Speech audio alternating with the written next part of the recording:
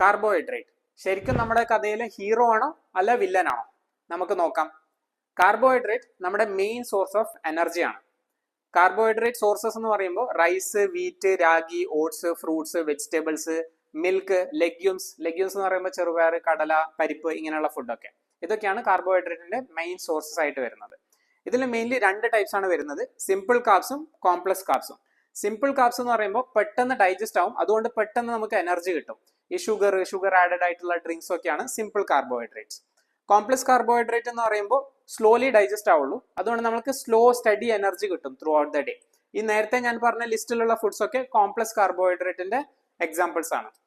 ഇനി കാർബോഹൈഡ്രേറ്റിന്റെ ബെനിഫിറ്റ് നോക്കുകയാണെന്നുണ്ടെങ്കിൽ മെയിൻലി നമുക്ക് എനർജി ബൂസ്റ്റ് ചെയ്യാൻ ഹെൽപ്പ് ചെയ്യും. അതായത് നമ്മുടെ മസിൽസിനും ബ്രെയിനിനും ഒക്കെ വേണ്ട എനർജി കാർബോഹൈഡ്രേറ്റ് സോഴ്സസ് എന്നാണ് വരുന്നത്.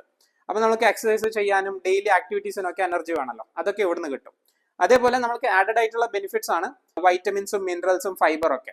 അതായത് ഈ ഫൈബർ ഒരു സെപ്പറേറ്റ് മാക്രോന്യൂട്രിയന്റ് അല്ല. അതായത് ഈ കാർബോഹൈഡ്രേറ്റിന്റെ അകത്ത് വരുന്ന കാർബോഹൈഡ്രേറ്റ് ഫുഡിൽ ഓൾറെഡി ഇൻക്ലൂഡഡ് ആയിട്ടുള്ള നാരാണ് ഫൈബർ. അത് നമ്മുടെ ഗട്ട് ഹെൽത്ത് ഇംപ്രൂവ് ചെയ്യാൻ ഹെൽപ്പ് ചെയ്യും. ഡിസഡ്വാൻറ്റേജസ് നോക്കുകയാണെന്നുണ്ടെങ്കിൽ സിമ്പിൾ കാർബോഹൈഡ്രേറ്റ് ഒരുപാട് കഴിക്കുന്നതാണ് മെയിൻ പ്രോബ്ലം. അതായത് നമുക്ക് ഈ സിമ്പിൾ കാർബ്സ് പെട്ടെന്ന് എനർജി റൈസ് ചെയ്യുന്നതുകൊണ്ട് സഡൻ ആയിട്ടുള്ള എനർജി ക്രാഷും ഉണ്ടാവും. അതേപോലെ തന്നെ ഇത് one of the main reason ആണ് വെയിറ്റ് ഗെയിൻ ചെയ്യാൻ. ഓവറോൾ കാലറിയും അതിന്റെ കൂടെ കാർബ്സ് ഒക്കെ ഒരുപാട് ഹൈ ആണെന്നുണ്ടെങ്കിൽ വെയിറ്റ് ഗെയിൻ ആവും. ആൻഡ് ഞാൻ പറയാതെ തന്നെ നിങ്ങൾക്ക് അറിയാലോ, ഡയബറ്റീസിന്റെ one of the main risk ആണ് ഒരുപാട് കാർബോഹൈഡ്രേറ്റ് കൂടുതൽ കഴിക്കുന്നത്. ഇനിയിപ്പോൾ കൺക്ലൂഷനിൽ വരുവാണെന്നുണ്ടെങ്കിൽ കാർബോഹൈഡ്രേറ്റിന് ഞാൻ പറഞ്ഞ പോലെ ഒരുപാട് ബെനിഫിറ്റ്സ് ഉണ്ട്, അതേപോലെ ഇങ്ങനെയുള്ള റിസ്ക് ഫാക്ടേഴ്സും ഉണ്ട്. അപ്പൊ നിങ്ങൾ കറക്റ്റായ അളവിൽ കാർബോഹൈഡ്രേറ്റ് കൺസ്യൂം ചെയ്യുകയാണെന്നുണ്ടെങ്കിൽ നിങ്ങൾക്ക് കാർബോഹൈഡ്രേറ്റ് കാരണം ബെനിഫിറ്റ്സ് മാത്രമേ ഉണ്ടാവുള്ളൂ.